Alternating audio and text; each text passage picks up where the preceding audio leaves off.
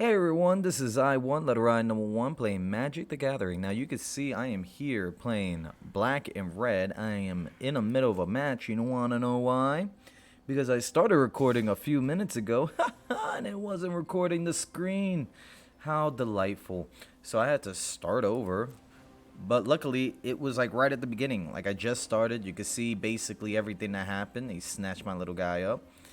And I'm about to take a hit. Like that's really it.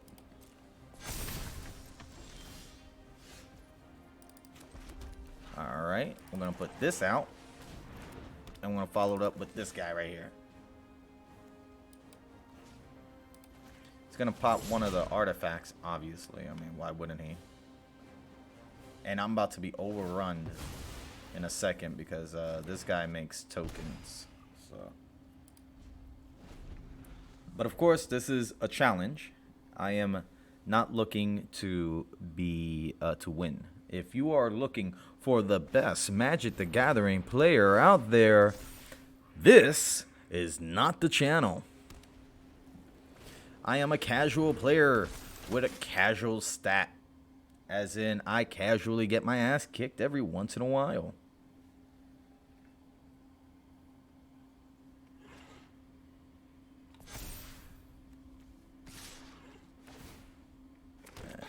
I'm just gonna take that.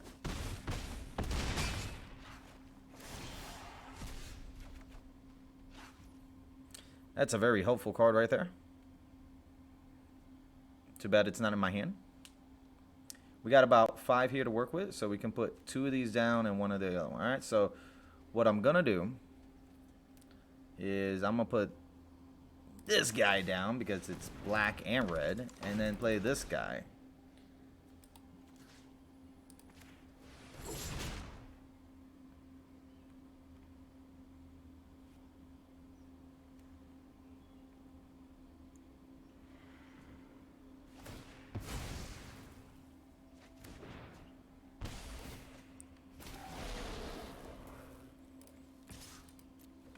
Any ability that does what this guy does, which is basically when it attacks, it activates its ability. Any ability that in Magic the Gathering involves them attacking, kind of feels like a what's it called? A flip summon card, or even like the ones where you have to tap a card, but it comes in with summoning sickness. If it does not have haste, but it has an ability that activates like that, you have to wait till the next turn. It feels like a flip card from Yu-Gi-Oh! I used to like the flip cards, you know. I made a mill deck that involved a lot of flip cards. I have it like in my dueling book, so maybe like at the end of this I can like open up real quick and show you guys. In fact, I can like open it up while I'm like playing. The audio is going to disappear, as you can hear.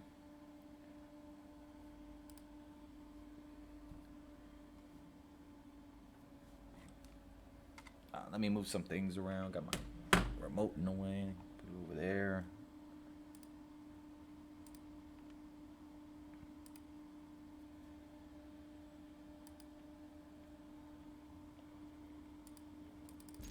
Take anything. I'm not really paying attention to that.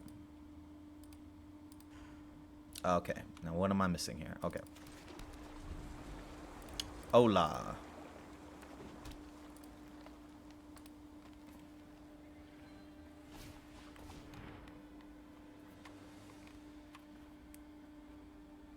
The bottom of my mouse has a little bit of junk on it, so I'm just kind of cleaning this off real quick.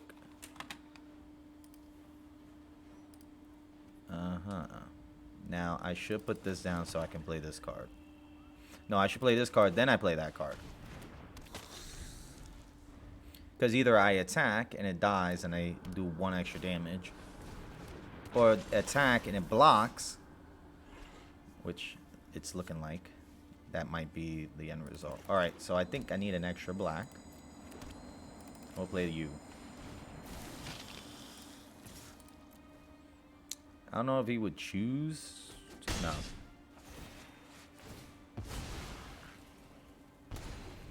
Alright.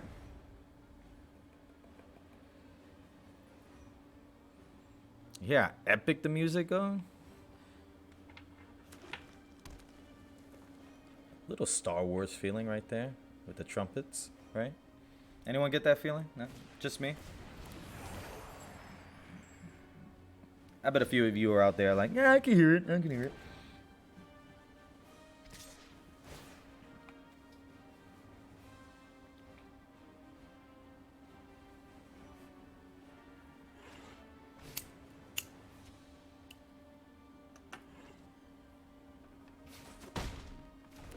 You bitch.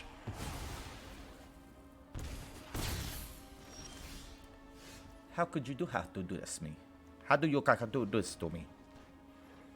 Okay, so it doesn't matter what I put down. So I think this would be a smarter one to put down for this turn.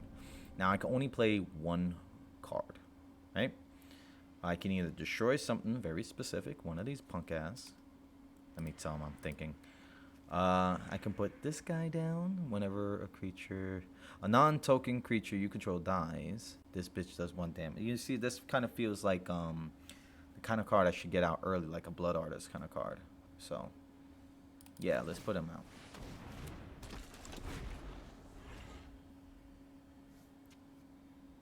Non-token creature you control dies.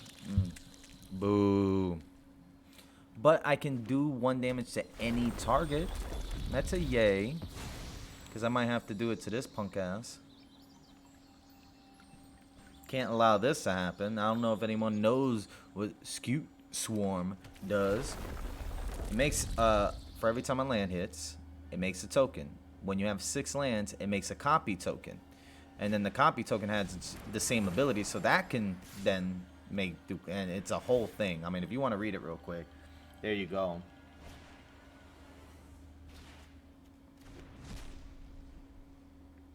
And I'm going to take that.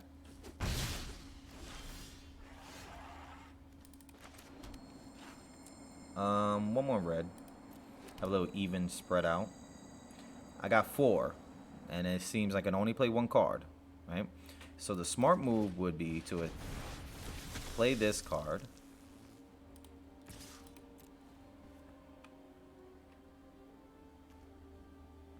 Trample, lifelink, amazing. It now dies. Oh yeah, non-token creature. Dodoi. That was definitely a token.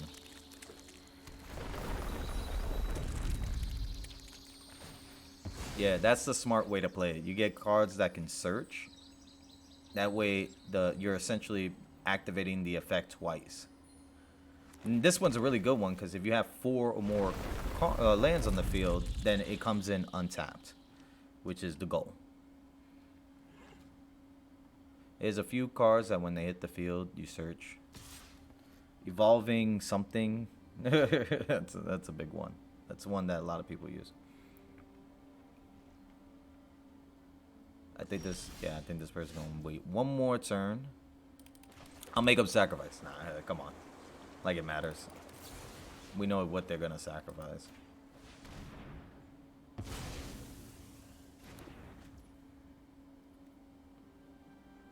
Is this yeah? I mean, I might as well, right? Force the hand. I mean, what did I say at the beginning? This isn't about winning, at all. What this is about is getting the challenge.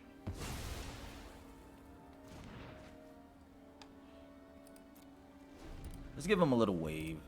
Tell him that I know he got me and I'm just kind of playing it out. But then again, you know, like, not for nothing. I am trying. I did put this deck together. I'm not going to sit here and pretend I'm not trying to win. You know, I'm gracious in my loss. And if I'm going to lose, I'd rather lose with a deck that I like. But this is a good deck. This is a fun deck. You know, maybe it'll work on some people. Maybe it won't.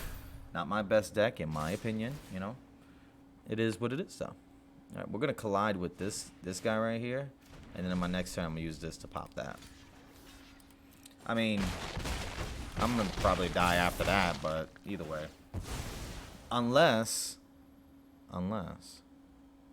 I get blood on the snow, right? No. 3 and 6. That's good, though. That's good. We're going to put you on the field first. And then pop your punk ass.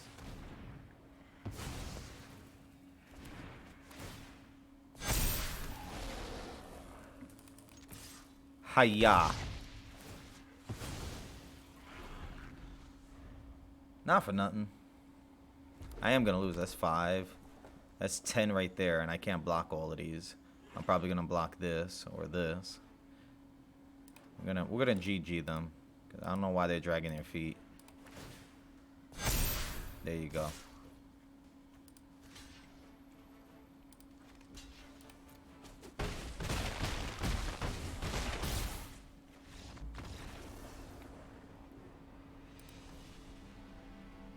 Played every single card I had available. Oh! What? Insulting. Alright, alright. I'm then gonna play with this deck, which I'm gonna edit to change the name. This deck is my anti-Goblinos.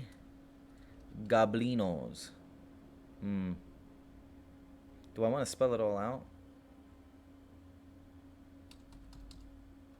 Yeah, just spell it all out. Goblinos. Anti-Goblinos.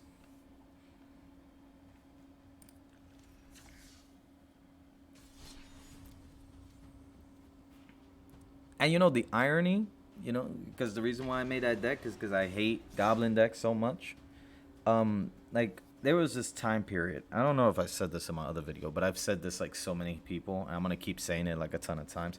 There was this time period where blue became fucking huge, and it still is because it has counters.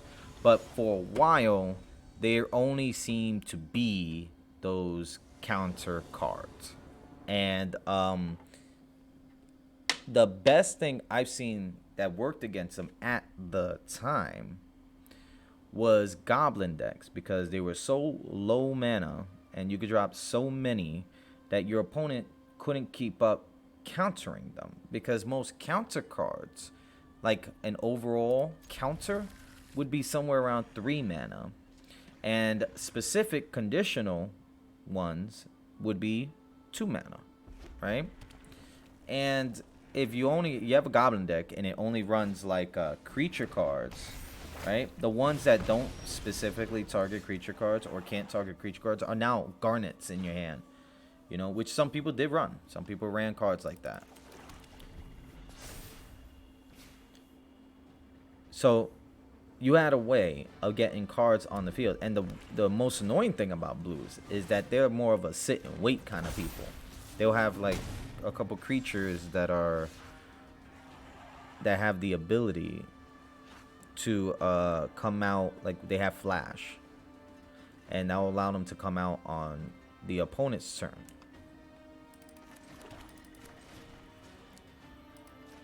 It looks like it's a red deck.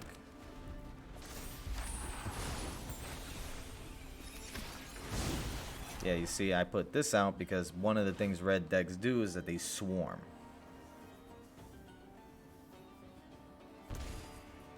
And red decks don't really have enchantment destroyers, so enchantment cards work quite well with them. See? See, this is the anti-red I'm talking about. That one's gonna be a pain in their own ass.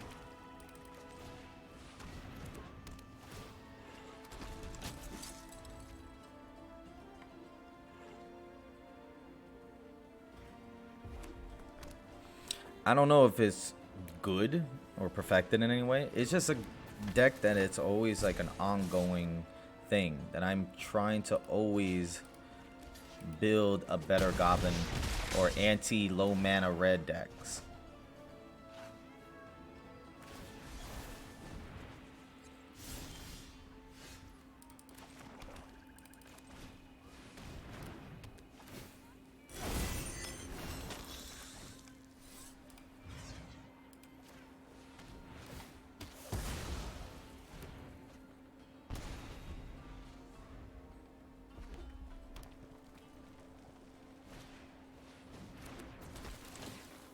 Yeah, you see that the first 2 turns are like devastating,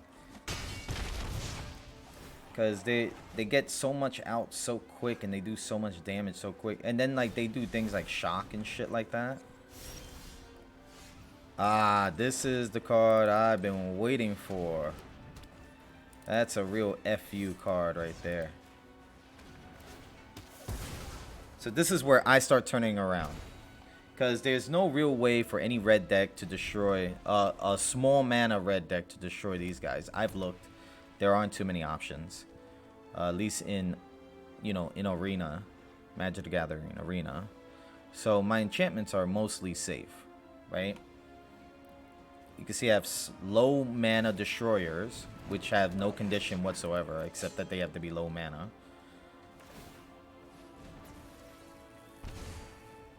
Every time they drop something, they do 1 damage to themselves. Every time they attack, they do 1 damage to themselves. And they also give me 1 life. It's do 1 damage, save 1 life. Yeah, we're gonna activate this.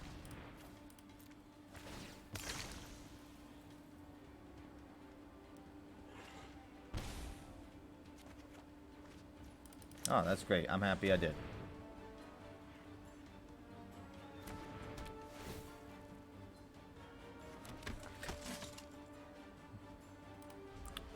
Nice.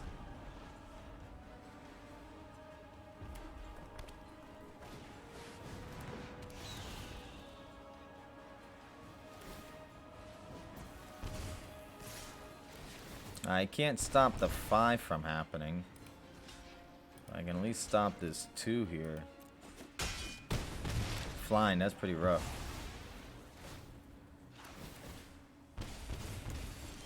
And that's it. That's game over. And look at that, look at that. I love Shatter. You see, Shatter allows me to do 2 if I sacrifice another creature. Or I could just do it once. And 3 is a big amount. And that's game, because they play any cards, they do damage to themselves. They attack with any cards, they do damage to themselves.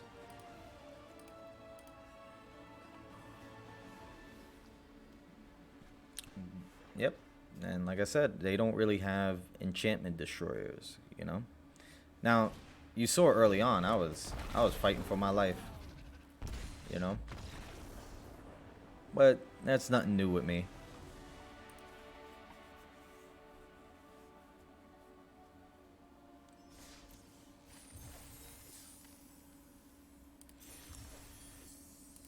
Oh, look how close I am. 75. That's 25. That's 250. So I gotta win 1 more match. Well, I won with it before. Let's see if I can work again. I say anti-Goblinos, but like it's anti the last deck I just played. As you can see, like very specific kind of gameplay. Low mana, red, creatures. Just core them out, right? And keep attacking. That's all it is.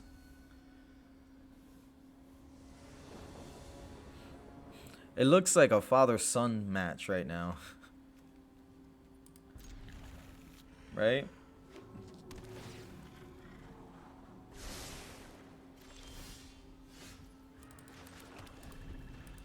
Did I say hello and give him a little wave? If I did, I'm gonna do it.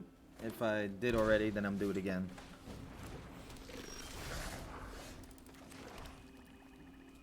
Alright, you see, this is perfect. Reassembling and Shatter is perfect together because I can sacrifice reassembling to activate its effect. It's a -3. This guy's a -3 as well. And that's a 1. So I can take out these 2 cards with just this card here.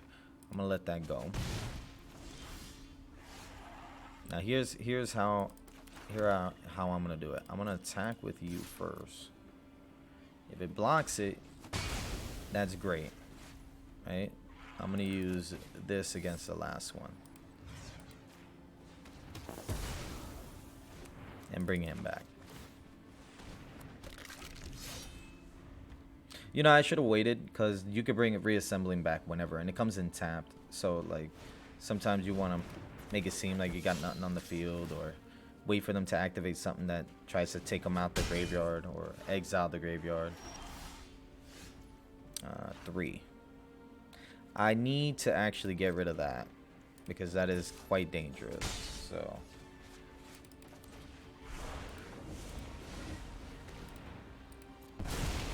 you can also use it on the same card, of course.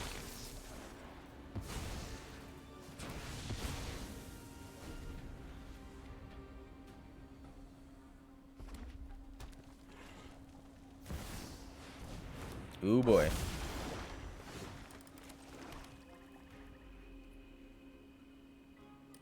Up. Luckily, I have one more.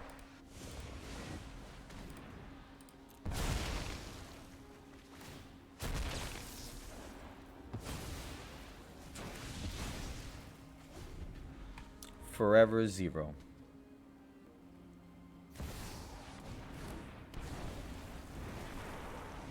That's another perfect one because it can bring itself back. You can screw it over by forcing its making it so even if it does come back, it just dies.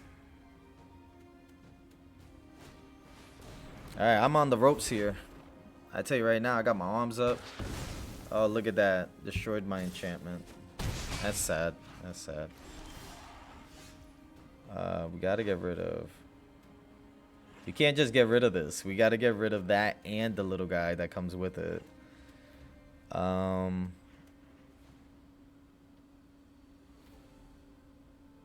Well, I think I lost this one.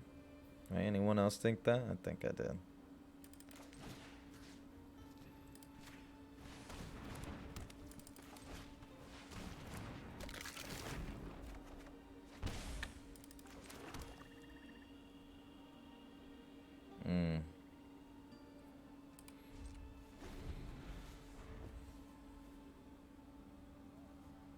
Can't block, so there's no blocking for me.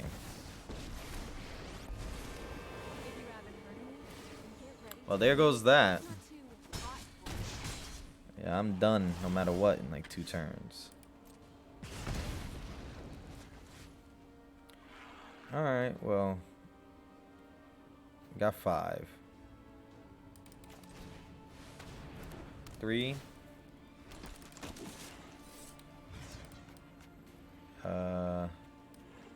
I can only activate 1. Ooh. Well, there goes that. And I lost this one.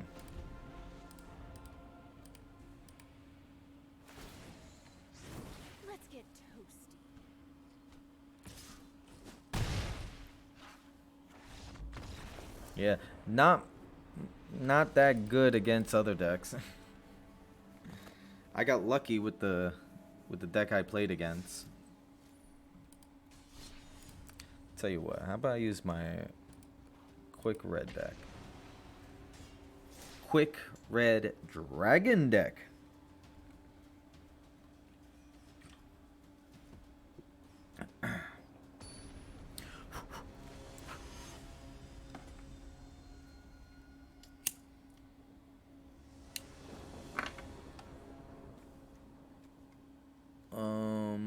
No.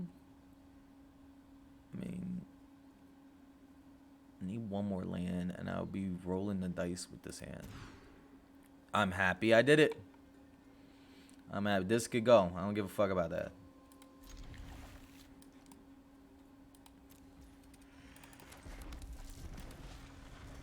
This is 1, 2, 3, 4, 5. In that order. In that order. That's how I'm playing my next 5 cards.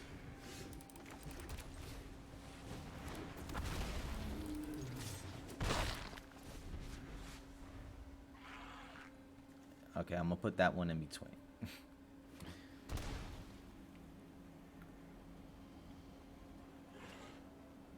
It's not like I could play this next turn, so boom, boom. We had land left over, so that worked out.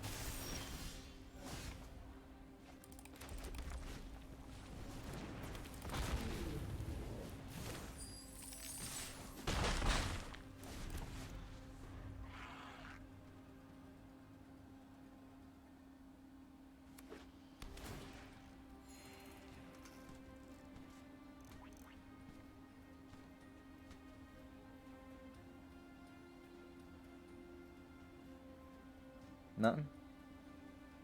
Alright, there we go. I like that card. Enchantment creature. Draw a card. Real simple. Low mana. Great.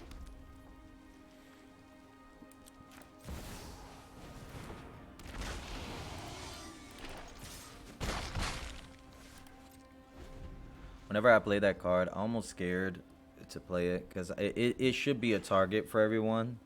So like I end up playing quick. I'm like attack real quick, round over real quick. Let's see if we could get past it without them noticing. But then you know, shit like that happens. There's nothing I can do about it.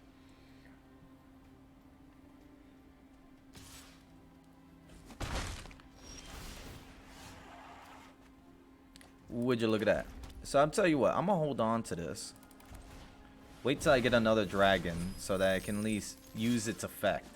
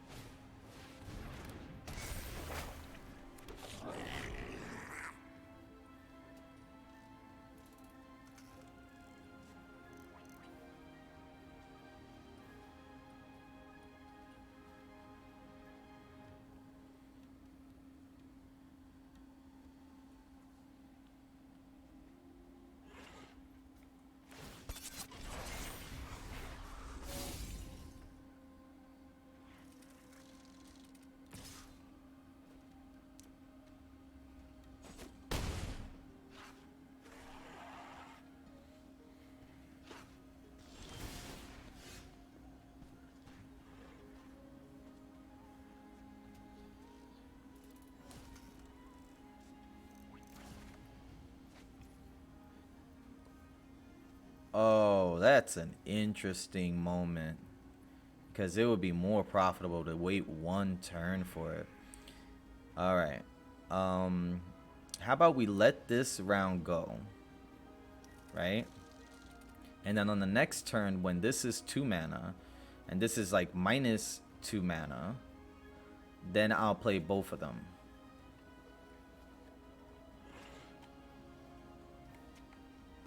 Looks like they have something that they could do. I don't know if they're deciding whether or not to do it or they just didn't realize.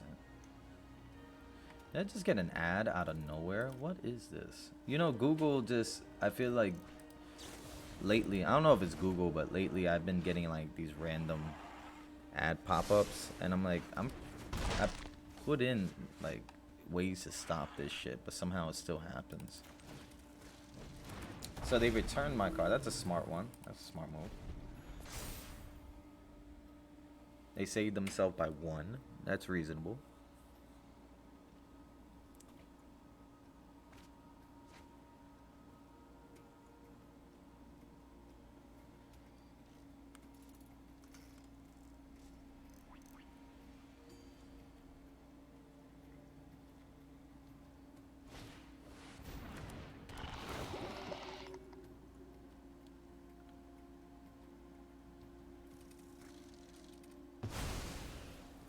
Well, that hurts. That just hurt my feelings. It's a Phyrexian. I like that. Let me read it. That's toxic. That's cool. You can see if something has a toxic counter and it has 10 or more, it loses the game. So it's like that poison that that green card had. I think I mentioned this in my other videos. When this enters the field, exile target artifact or creature. That's awesome. An opponent controls that's 3 or less. That's okay. But it itself is 3 mana, so it's a great opening card. Alright. It's going to get -1, which still brings this down to 2. And this still brings it down by 1. So, it itself does not... I can ignore the red, you know, and pretend that it's not worth anything right now.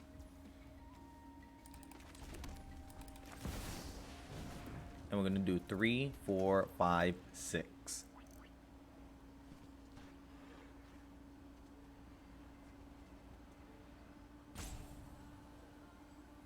You have 1 mana. Okay.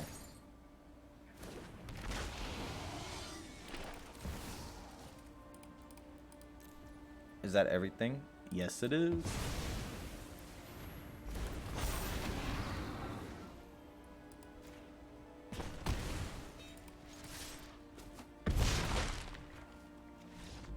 Game over. Good game. Oh, I missed it. I'm an asshole. I didn't GG him.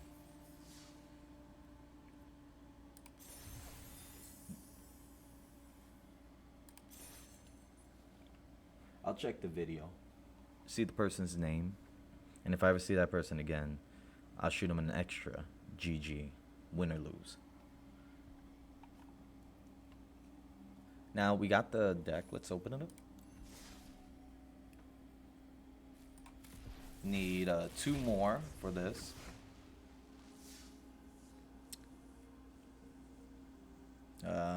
Counters. Oyo counter, huh? You remove it and gains indestructible. So for 1 turn, for 1 mana, he gets indestructible. Not bad for a 2 mana card. White 1 too. Ends today. Hey, a planeswalker. No more than 1 creature can attack the Eternal Wanderer each combat. How dare I read the name? Creature can attack this card each combat.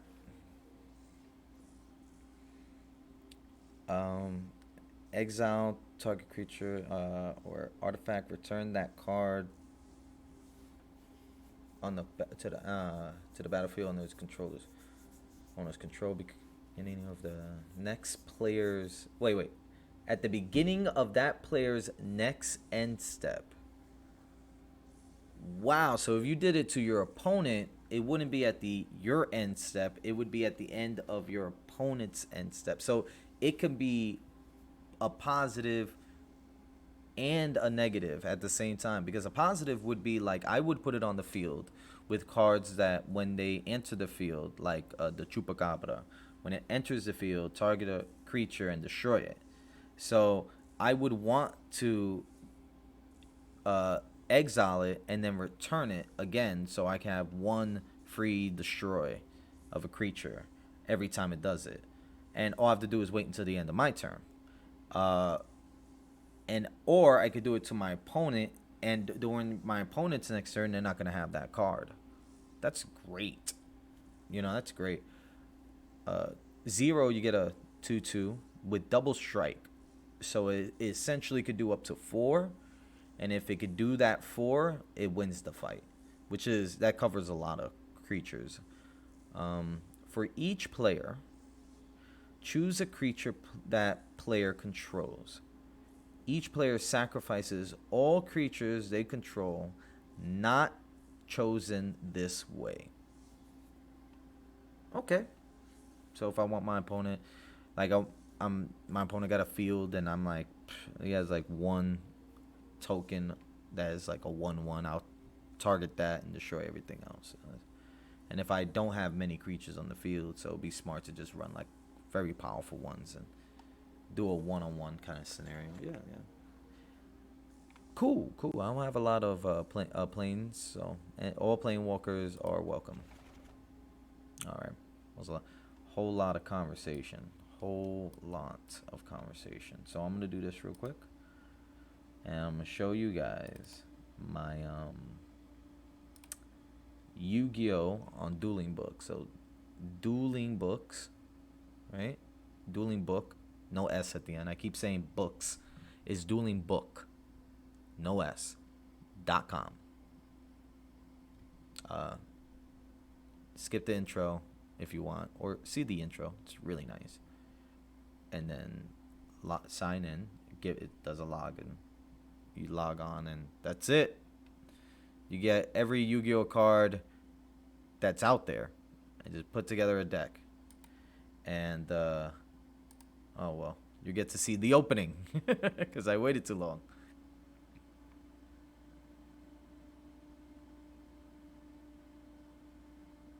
All right, I won.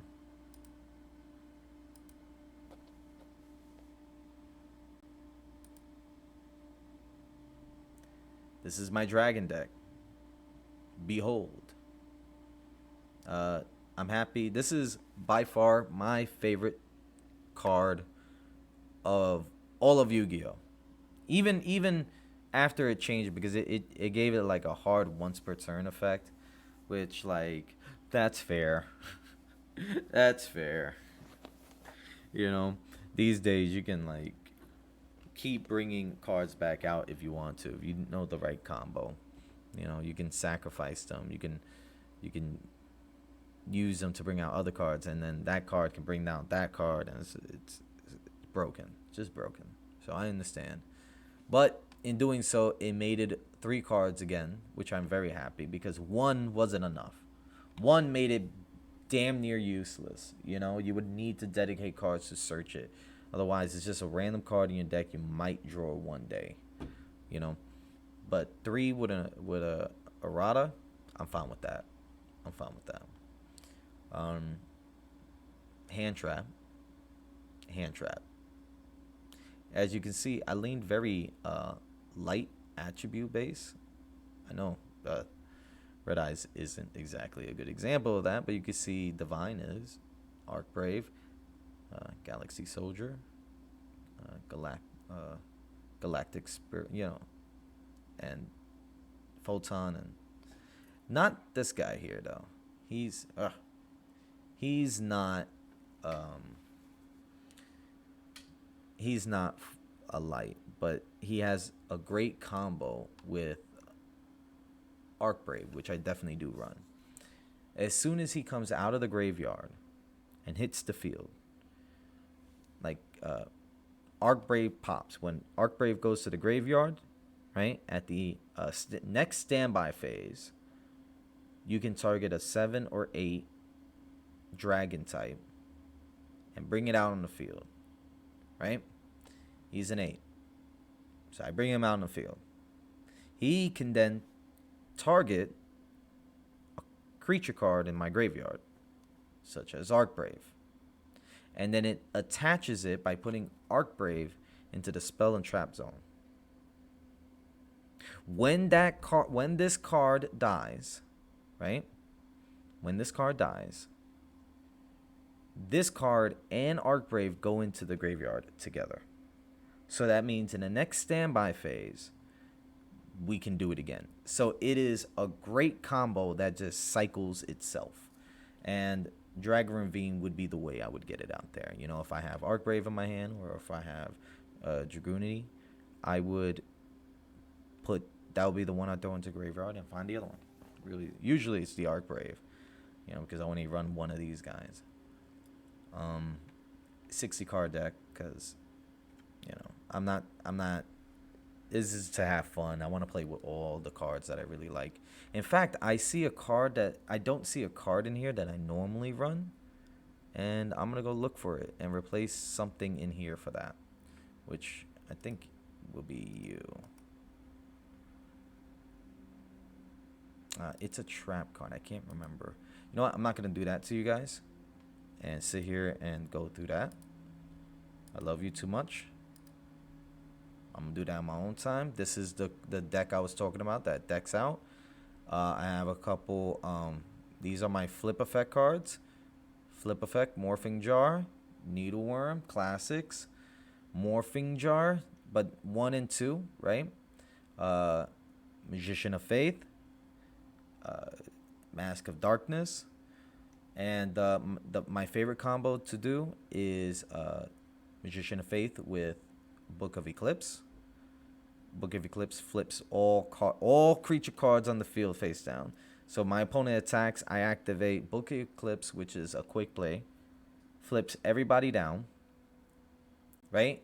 At the end of the turn, which will most likely be my opponent's turn, my opponent has to flip all their creatures face up. And they draw a card for each one, right?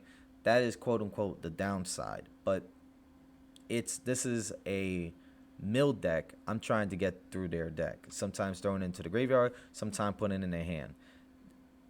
It seems crazy, and it mostly is crazy. I wouldn't expect it to work too much these days, but this is my best shot at making things happen. You know, like I have cards like this, right? So like I make my opponent draw all those cards, Then I have this card that says your opponent discards their entire hand and then they draw 5 cards.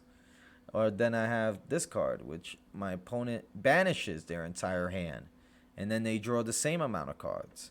You know, if I just made them draw like 5 cards on the field and they already had like 3 cards in their hand, so they got 8 cards in their hand, and then I activate this, they have to banish 8 cards, and then they have to draw another 8 cards. That's 16 cards. If somebody's running a 40 card deck, that is half their deck is already gone.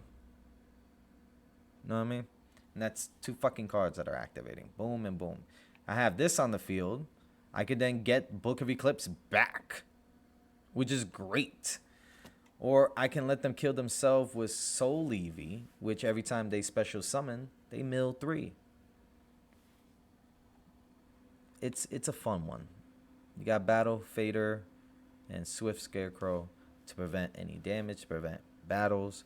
And if they have a full field, like a gorgeous full field with a bunch of cards, Firebrand. Firebrand makes it so they mill 1 card for each card they have on their field. Right? That's a board of like an average 7, right? Where you have at least 1 or 2 in the backfield. We're talking 7 cards, just mill, boom, done.